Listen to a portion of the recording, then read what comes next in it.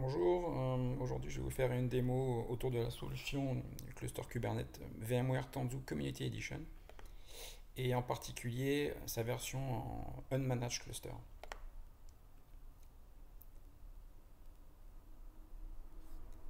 Donc Tanzu Community Edition, TCE pour son petit nom, est une version gratuite, et plus que gratuite, open source de son cluster industriel Tanzu.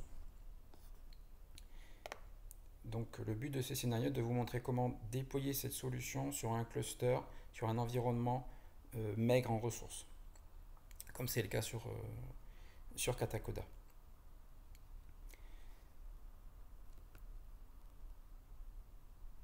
Donc Tanzu Community a sa page dédiée, il y a beaucoup de ressources, vous pouvez suivre l'actualité. Et c'est une façon de déployer un cluster sur votre environnement de développement. Donc on va se lancer dans cette aventure-là et montrer que même sur des environnements, grâce au cluster non managé, même sur des environnements qui ne sont pas très costauds en termes de ressources, eh bien on peut quand même arriver à faire des choses. Donc on va commencer par se créer un user dédié, Tanzu. On va lui permettre d'utiliser les images Docker et se basculer sur cet utilisateur. Voilà. Comme beaucoup d'outils autour de Kubernetes et puis généralement dans la communauté open source, on va avoir besoin d'installer des paquets et les paquets sont préparés par VMware via Brew. Donc c'est un moyen très pratique d'installer du logiciel. Et nombre d'outils autour de Kubernetes sont livrés via Brew. Donc le processus d'install prend un petit peu de temps.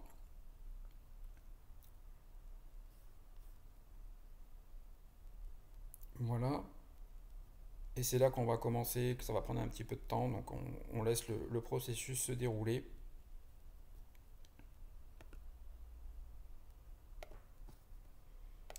Donc ça y est, Brew est en passe d'être installé, en train d'être finalisé. Voilà, nous y sommes. La première chose qu'on peut faire, juste pour vérifier que ça marche bien, regardez l'aide de Brew. Ok. Donc on est prêt. Ensuite, on va passer aux prérequis au niveau des images Docker recommandées et donc demandées dans le scénario d'install fourni par VMware. Donc on va aller pouler HAProxy. Et une fois qu'on aura fait ça,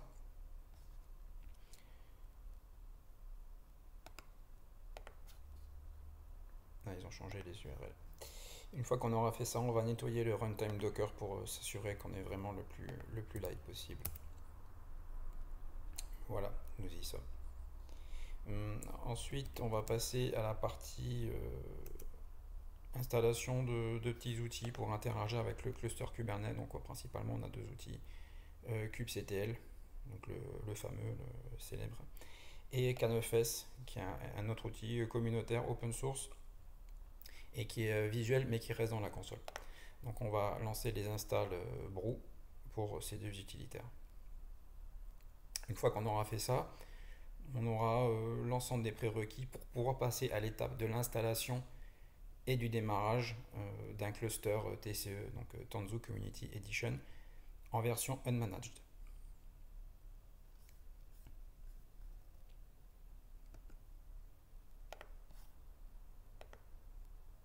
Donc le processus d'install se déroule. Voilà. Donc maintenant on est prêt. Et VMware a packagé son cluster via Brew. Donc pour l'installer, ce sont tout simplement des commandes Brew qu'on va passer.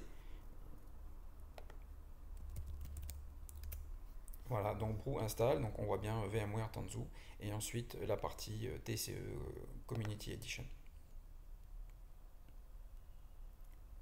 Donc en fait, en gros, il y a trois étapes. On installe, on configure, et ensuite on instancie, bref, on démarre.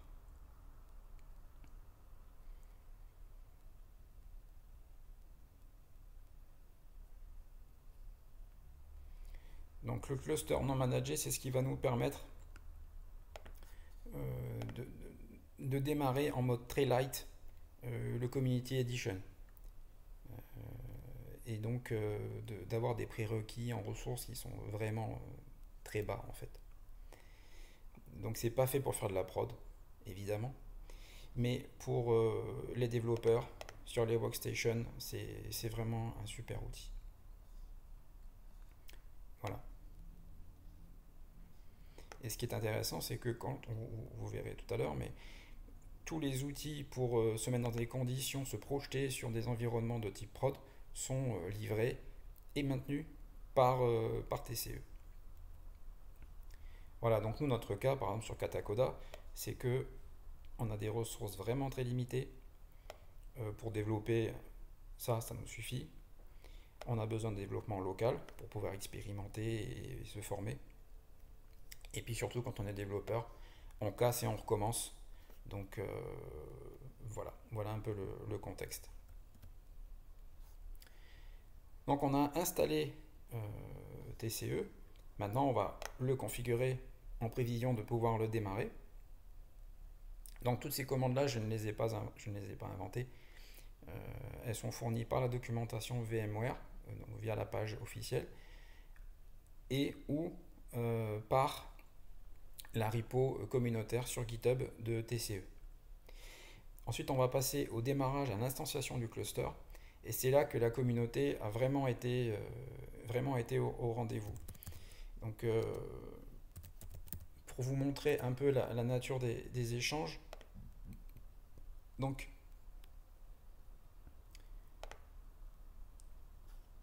moi j'avais besoin de faire tourner ça sur Katacoda et les ressources ne sont clairement pas alignées avec les requirements minimum. Donc finalement j'ai fait une issue. Donc initialement je voulais faire tourner ça sur Katacoda. Donc j'ai démarré les scripts normaux d'install recommandés par VMware. Et là je suis tombé sur des messages d'erreur, de limitation qui étaient très explicites. Je suis revenu vers Katacoda pour demander comment passer de 2 CPU à 4 CPU, puisqu'il y a une limite à 4, une limite basse. Donc là la réponse a été que dans la version gratuite, eh bien non. On ne supporte pas ça, il faut passer en mode payant. Et donc je suis rentré en contact avec la communauté Tanzu pour savoir comment est-ce qu'on pouvait passer outre ces limitations. Donc les échanges ont été très efficaces, très rapides, très sympas. Et à la fin, eh bien, j'ai réussi à atteindre mon objectif. Vous voyez, donc ça c'est la nature des échanges. Voilà, à la fin j'ai réussi à atteindre mon objectif, c'est-à-dire avoir une instance qui tourne. Donc tout ça en mode communautaire. Donc maintenant on va passer au démarrage. Et donc l'astuce, c'est le skip preflight qui permet de faire fi des limitations, là en l'occurrence les limitations CPU. Donc voilà, donc là on voit apparaître quelques briques essentielles de Tanzu, le packaging des applications. Donc ça c'est KApp qui fait ça, et c'est une ressource au sein de la communauté Carvel,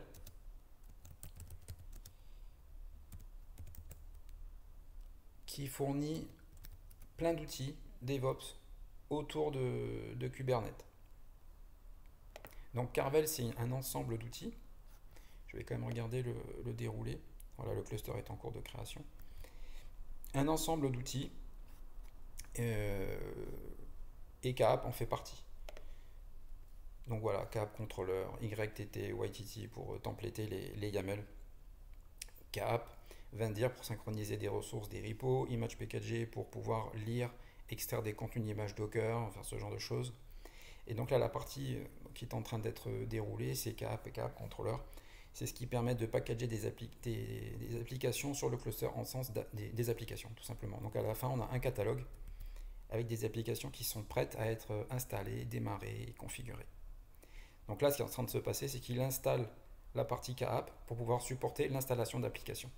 Donc c'est un prérequis, et après ça donne une expérience unifiée sur l'installation de composants sur le cluster Kubernetes. Donc il utilise le précepte Eat Your Own Dog Food, c'est-à-dire qu'il utilise des logiciels pour pouvoir installer des logiciels, et il l'installe lui-même en tant que préparation du cluster lui-même. Donc une fois que le cluster est prêt, il est vraiment prêt à être exploité. Voilà. Donc là, ça marche, c'est un système de repository. Donc c'est un dépôt d'applications qui sont maintenus, délivrés par Tanzu régulièrement. Donc le processus de mise à jour, tout ce processus-là est géré par le cluster. Donc ça, c'est vraiment remarquable. Et l'objectif, ce serait bien, de nous-mêmes packager pour nous-mêmes des applications afin d'en faciliter le déploiement, la maintenance, le suivi. Voilà. Donc ça y est. Notre cluster est créé. Il tourne. On a quelques commandes de base pour interagir avec. Et on va pouvoir passer à la suite. Donc, les packages VMware, Tanzu, c'est une notion qui est vraiment super importante. Et comme je l'ai expliqué, Tanzu utilise pour lui-même installer des logiciels sur son cluster par ce biais-là. Mais évidemment, c'est ouvert à la communauté pour packager nous-mêmes nos propres applications et les déployer via des repositories sur nos services internes. Cap, contrôleur, donc j'ai parlé. Et surtout, les packages Tanzu. Donc franchement, c'est un sujet à part. C'est vraiment important de creuser le sujet, de le faire sien, et puis de jouer avec en déployant des applications tout simplement.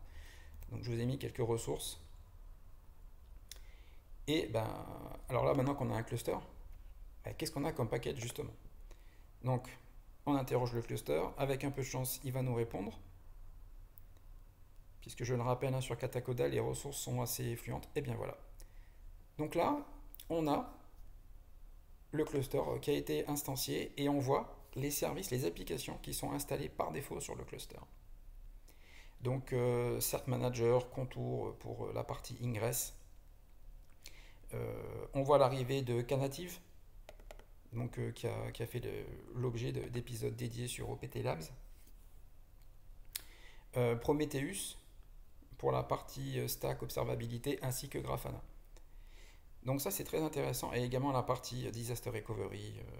Donc on a un écosystème complet pour se projeter sur la publication, la maintenance, le run d'applications directement cloud native en fait sur Kubernetes et en particulier sur Tanzu. Également la registrie des images Docker embarquées pour avoir une expérience complète. Donc je vous ai mis les liens. Je pense que nous on va aller commencer à creuser sur Prometheus. C'est pas vraiment une surprise de le voir apparaître ici, mais c'est plutôt une très bonne surprise puisque nous on va pouvoir commencer à préparer nos intégrations entre nos services, nos images Docker basées sur Spring Boot et leur observabilité, les dashboards, tout ce genre d'informations qui font du coup partie de l'expérience et qui nous mettent tout ça à disposition. Alors la suite, c'est un cluster Kubernetes standard en termes d'interactivité. Donc on peut lister les pods qui sont actuellement en train de tourner. Donc là par exemple on voit aussi les pods de Core DNS qui avaient été listés dans la partie précédente. Voilà. Et également on a l'expérience avec KNFS, qui est une façon d'interagir avec le cluster qui est bien qu'en console, graphique, super beau, super pratique. Et puis voilà, quand on aime bien geeker, on se fait plaisir avec ce genre d'outils. Voilà, donc là, ce stade-là, après c'est à vous de jouer pour déployer des services dessus et packager en cap par exemple. En conclusion, TCE est mis à disposition. Là, je vous ai fait une démonstration sur une boîte Linux de très petite taille, avec très peu de ressources et très instable sur Katacoda. Vous pouvez bien sûr dérouler ce scénario sur votre workstation de développement local, le casser, le reconstruire, à votre guise. Mais également, on peut le déployer. Il y a des scénarios spécifiques et des documentations spécifiques VMware pour déployer sur VMware, sur Azure, via Docker. Donc c'est l'approche qui a été utilisée ici, ou directement sur vSphere. Voilà, en termes de ressources, il y a beaucoup de ressources, beaucoup drivées par VMware, mais également par la communauté. Et ça, c'est un aspect qui est vraiment remarquable, c'est l'aspect communautaire qui monte avec des gens qui proposent des contenus, des explications, des blogs, des tutoriels, des démos, comme celle que je viens de faire ici. Donc bien sûr, la ressource principale, c'est la page du produit, avec des playgrounds mis à disposition par VMware, très bien packagé, très bien expliqué. Si vous voulez un peu mieux comprendre ce qu'est Tanzu, cette intro de 30 minutes qui est vraiment très bien expliquée, c'est un très bon investissement en temps. Ensuite, les labs. Donc, Tanzu a sa chaîne de labs. Et là, ce sont des sujets très compacts, et notamment certains pour les développeurs, par exemple des intégrations entre VS Code et un cluster, notamment par exemple l'écosystème Spring Boot, notamment, donc de très bons contenus. La gestion de paquets, donc ça c'est vraiment, ah bah ils ont changé, donc pas disponible. Ensuite, c'est communauté driven, donc on a une roadmap du produit. Donc là, comme je vous avais annoncé, ben, la 0.10 commence à arriver. Donc là, moi, je ne vous ai pas montré toute cette partie-là, hein, Tanzu Mission Control. Il n'y a pas assez de ressources sur Katacoda. Et surtout, ce qui nous intéresse, là, par exemple, en tant que développeur, c'est l'arrivée du support ARM pour les Unmanaged Clusters, pour les gens qui ont, bah, par exemple, des Mac avec le support de Apple M1. Tout est très bien documenté, les issues, et pour avoir un accès encore plus précis, ou avoir un suivi plus affiné. Donc des projets au sens GitHub ont été créés. Et là, on peut suivre facilement, de manière communautaire, les efforts qui sont fournis sur quel pan de Tanzu, par exemple. Donc super repo à aller follower. Ensuite, donc voilà, je vous parlais des workshops. Donc en fait, ce sont des scénarios interactifs préparés par VMware sur TCE. Donc ça, c'est vraiment des super ressources, je vous encourage à y aller. La communauté Carvel. Donc ça, qu'on fasse du Tanzu, en fait ce qui compte c'est qu'on fasse du Kubernetes et ça présente régulièrement les news sur les outils qui sont périphériques à Kubernetes qui permettent d'automatiser, de construire un pipeline. Si vous voulez créer des choses automatisées, eh bien, souvent c'est par là que ça se passe. Communauté très active, très réactive et très sympa. Ouais, l'URL a changé. Comme je vous avais dit, pas mal de ressources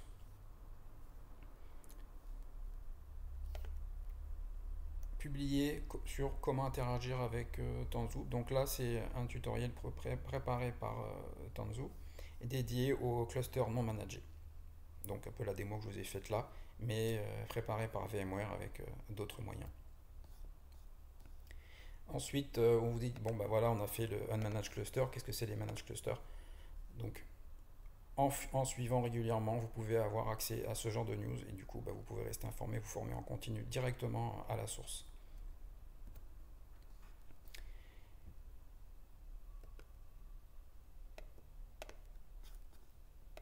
Également, voilà, l'application plateforme, comment l'utiliser sur votre poste de dev. Donc des documentations, des blogs, des exemples de scripts, des tutos vraiment complets, très détaillés, avec des lignes de commande. Et là, vous voyez par exemple, hein, donc on n'est pas, c'est agnostique, c'est-à-dire qu'on utilise Minikube et non pas forcément Tanzu. Donc c'est une approche qui est vraiment très ouverte et c'est très appréciable.